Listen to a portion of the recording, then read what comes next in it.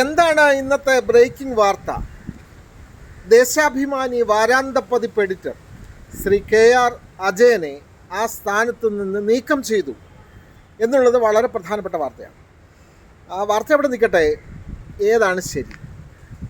വാരാന്ത പതിപ്പ്, വാരാന്ത്യ പതിപ്പ്, വാരാദ്യ പതിപ്പ് ഇങ്ങനെയൊക്കെ കൊടുക്കുന്നുണ്ട്.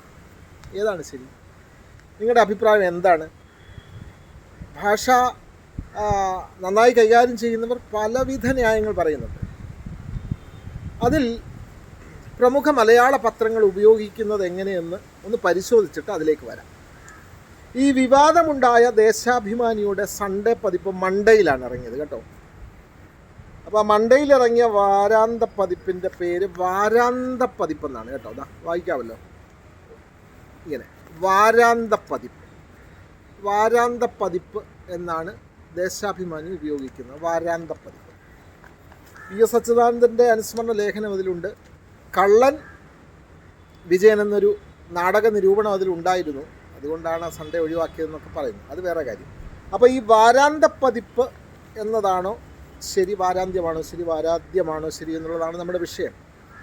അപ്പോൾ ദേശാഭിമാനി ഉപയോഗിക്കുന്ന വാരാന്ത പതിപ്പ് എന്നാണ് കേട്ടോ. ദേശാഭിമാനി മാത്രമല്ല, പ്രമുഖ മലയാള പത്രമായ മാതൃഭൂമി ഉപയോഗിക്കുന്നത് വാരാന്ത പതിപ്പ് എന്ന് തന്നെയാണ്. വാരാന്തം എന്ന് തന്നെയാണ് അവർ ഉപയോഗിക്കുന്നത് കേട്ടോ. വാരാന്ത പതിപ്പ്, മാതൃഭൂമിയുടെ സൺഡേയാണ് വാരാന്ത പതിപ്പ്. ഇനിയിപ്പോൾ കേരള കൗമുദിയിലേക്ക് വന്നാൽ വാരാന്ത്യ പതിപ്പ്, വാരാന്ത്യ പതിപ്പ് ഇതിലൊക്കെ വ്യത്യസ്തമാണ്. ജന്മഭൂമി കേട്ടോ. ജന്മഭൂമിയിലേക്ക് വന്നാൽ വാരാദ്യ പതിപ്പ്. കൺഫ്യൂഷനായി അല്ലേ? വാരാന്തം, വാരാന്ത്യം, വാരാദ്യം. വാരാന്തം തെറ്റൊന്നുമല്ല.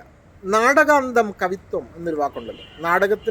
നാടകം സമ്പൂർണ്ണമായി ആദ്യം മുതൽ അവസാനം വരെ അത് കവിത്വം, കാവ്യം ഉൾക്കൊള്ളുന്നതാണ് നാടകം എന്നുള്ളൊരു അർത്ഥമാണ്. നാടകാന്തം, അവസാനം. അന്തം എന്ന് പറഞ്ഞാൽ ആ അവസാനത്തേത് എന്നുള്ളതാണ്. അപ്പോൾ ആഴ്ചയുടെ അവസാനത്തെ പതിപ്പ്, അതാണ് വാരാന്ത പതിപ്പ്. തെറ്റൊന്നുമില്ല.